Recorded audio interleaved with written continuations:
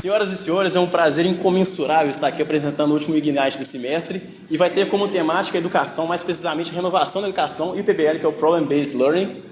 E como eu estou falando de renovação, não basta só abordar a transformação do presente e do futuro, eu vou abordar o passado. Aqui a gente tem uma imagem de uma sala de aula dos anos 20 e eu pergunto para vocês, o que mudou de lá para cá? Bom, o quadro não é mais negro, a gente não tem mais aquele tablado para deixar o professor mais alto, mas em termos macros, eu acredito, a minha opinião é que não mudou muita coisa. Esse modelo contemporâneo de educação ele foi pautado na Revolução Industrial, em que o objetivo era a produção em massa. A gente queria transmitir o conhecimento, transmitir conteúdo. E olham bem, eu falei transmitir conhecimento. Eu não falei desenvolver competências, desenvolver habilidades, desenvolver espírito crítico. E o que a gente ganha com isso? A gente ganha alienação. A nossa alienação não é só no chão de fábrica, na linha de montagem. Não é só onde o operador não se identifica no produto final. A gente tem alienação aqui dentro da faculdade.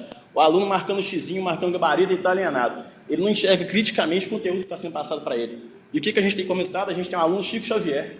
É um cara que vai psicografar a prova. O cara vai fechar, vai passar com a RSG 5, mas o que ele sabe? Ele não sabe discutir o assunto. Ele, se levantar o tema, se for pedir para ele abordar algum problema cotidiano, ele não vai saber aplicar isso. E hoje a gente tem na mão um smartphone, a gente tem informação ao nosso alcance. Se eu quiser saber de Segunda Guerra, eu não preciso ir para aula ficar ouvindo 2 horas um professor falando sobre Segunda Guerra. Eu vou no Google e rapidamente eu soluciono minhas dúvidas. E nesse contexto, deixa eu ver o próximo slide para lembrar, foi nesse contexto que o relatório da comissão da Unesco sobre a educação que propôs uma reestruturação, que é baseada em 4 pilares essenciais. Aprender a aprender, aprender a fazer, aprender a conviver e aprender a ser. Isso aqui que dá o embasamento para o PBL, que é o Problem Based Learning, que é basicamente assim, você vai propor para os estudantes um desafio e vai ter então uma interação entre os estudantes, entre os professores e o problema. Eles vão abordar o problema, vão resolver o problema e vão aprender nesse processo.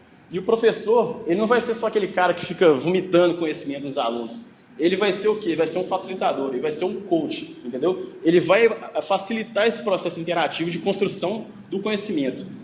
E qual que é a estrutura básica do PBL? Exame do caso, identificação do problema, brainstorming, modelo esquemático, objetivo de aprendizado, estudo individual, discussão sobre o material aprendido. Isso aqui é basicamente uma dinâmica de grupo. A gente vai botar um grupo de 8 a 10 pessoas, mais o professor, mais o tutor. E nesse grupo, um aluno vai ser o coordenador, ele vai estimular a discussão, ele vai cuidar do tempo, ele vai ser o timekeeper e vai ter também um secretário, que é o cara que vai cuidar para que a gente sempre esteja focado no nosso problema, na nossa discussão. E o professor é basicamente o quê? Ele vai ser um tutor e essas posições elas são intercambiáveis, então o cara não vai ser um coordenador para sempre. O primeiro passo, ele é basicamente assim, o professor vai chegar e vai mostrar, gente, o problema é esse aqui. Por exemplo, se a gente quiser passar uma estrada num lugar e tiver uma árvore no meio do caminho, a gente tem um problema.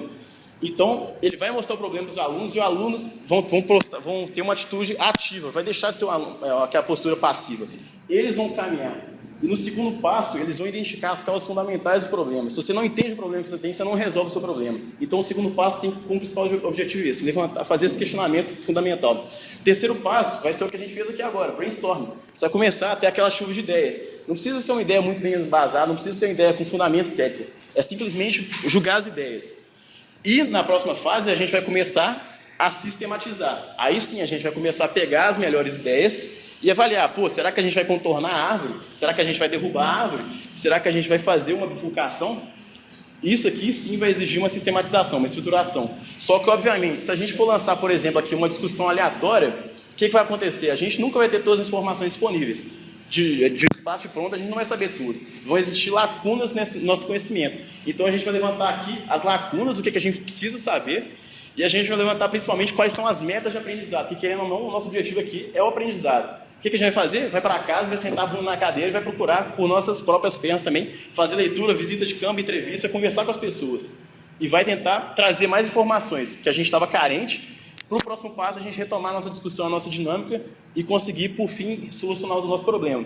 E a gente vai discutir não só a solução do problema, mas também a estruturação do aprendizado. Essa é uma ferramenta muito válida e eu acho assim, é um método interativo que o aluno deixa de ter aquela posição passiva e o professor também ele vai ter a função, igual eu falei antes, de tutor. Ela é uma ferramenta extremamente válida que vai desenvolver as nossas soft skills. Então, a gente não vai saber só, não vai ter só o conteúdo. A gente vai saber discutir o conteúdo, a gente vai saber problematizar e, principalmente, resolver os problemas, que é justamente isso que o mercado de trabalho exige. Muito obrigado.